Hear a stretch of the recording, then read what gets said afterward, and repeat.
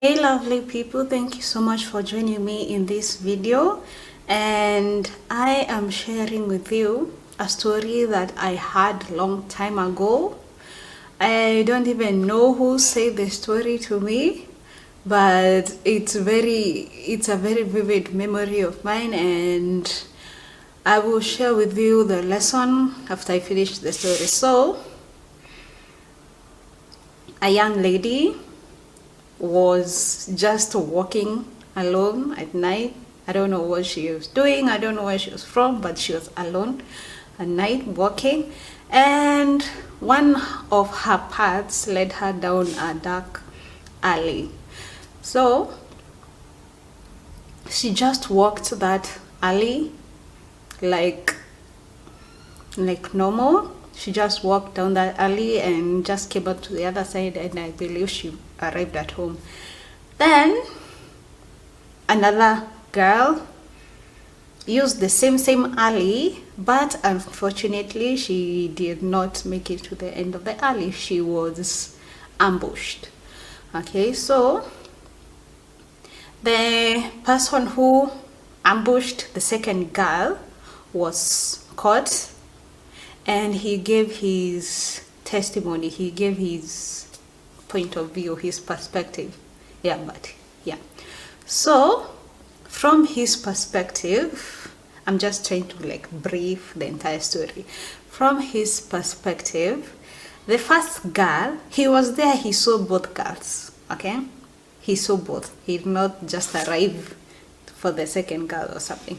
He saw both girls, but from his perspective, he saw the first girl walking alongside a man. Okay, so that is why he did not have any plans to ambush her in any way. But the second girl was walking alone. That is what he saw. So I believe this was like a Christian story to remind us of how Daniel and the den of lions, you don't just walk alone, you walk with God. It's not that. It's the three dudes in the fire with King Nebuchadnezzar in the Bible.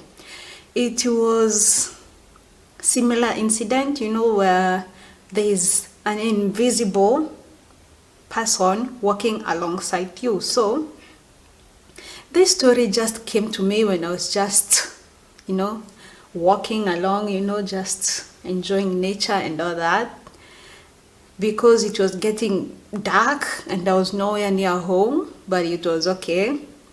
It was like close to the house. I could walk back even in the dark. So that story reminded me of several instances in my life, several, where I used to just take strolls or walks. Then I find that it just became dark, starts become dark. So it's now 7:30 p.m. So it's now becoming dark, and I would arrive home in that bit of darkness. Then my mom was like, aren't you afraid of walking in the dark? Hauogopi kutembea gizani?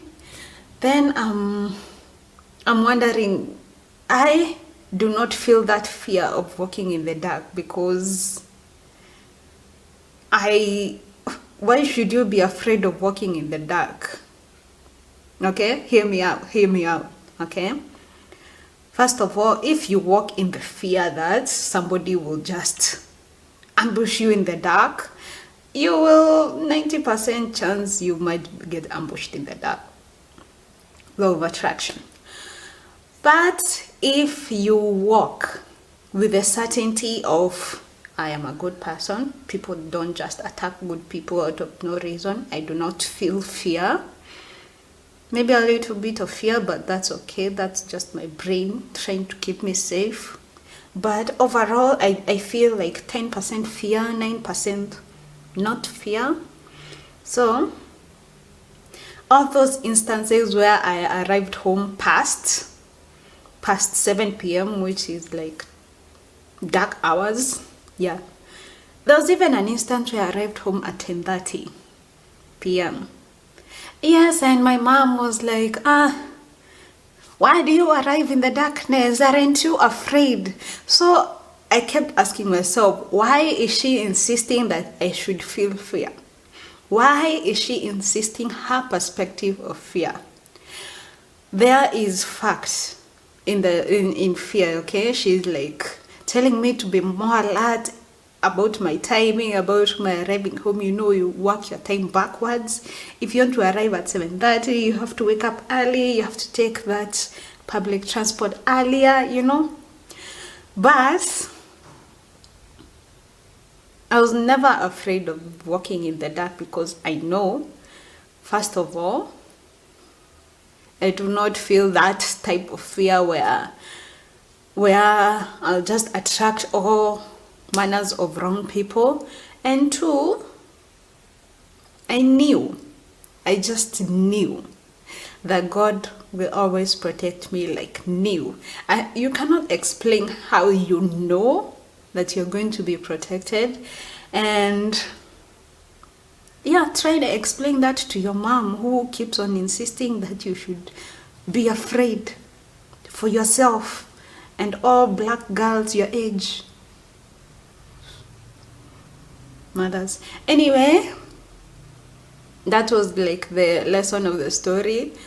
Do you walk around with certainty, whether it's at night or during the day, but do you walk around with the certainty that I'm okay? I am surrounded by wonderful people. I am surrounded by people with good intentions. Or do you walk around, whether it's during the day or during the night, thinking that every single person in this world is out there to get me?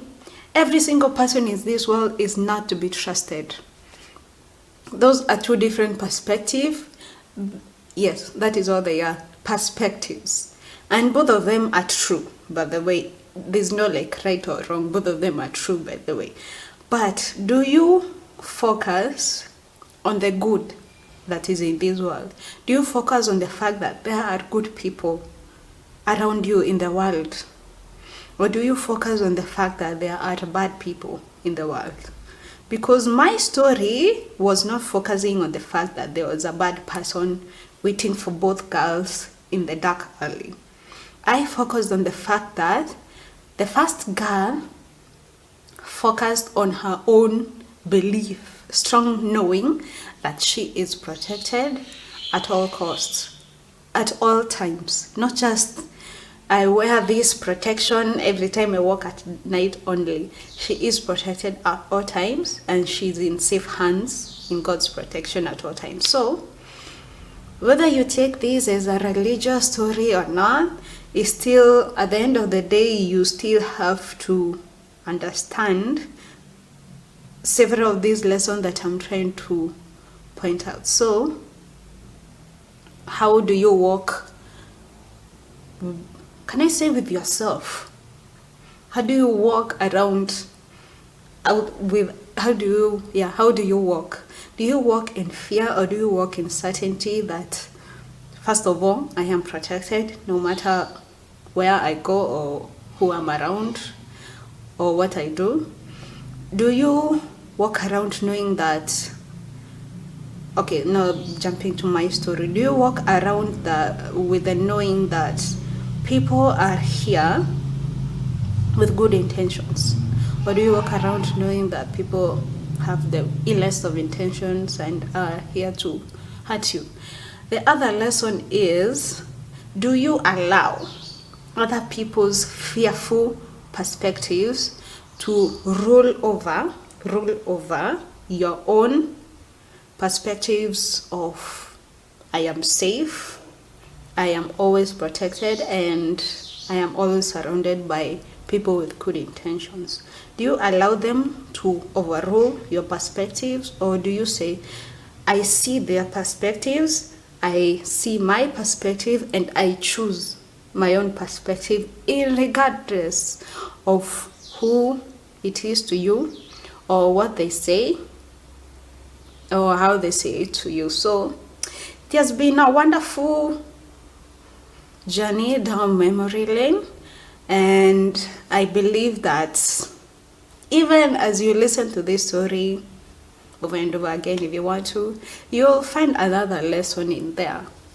I have no idea, but it will come to you. It will be revealed to you. And that's it. Thank you so much for joining me in this video. And I'll see you in the next one. Bye.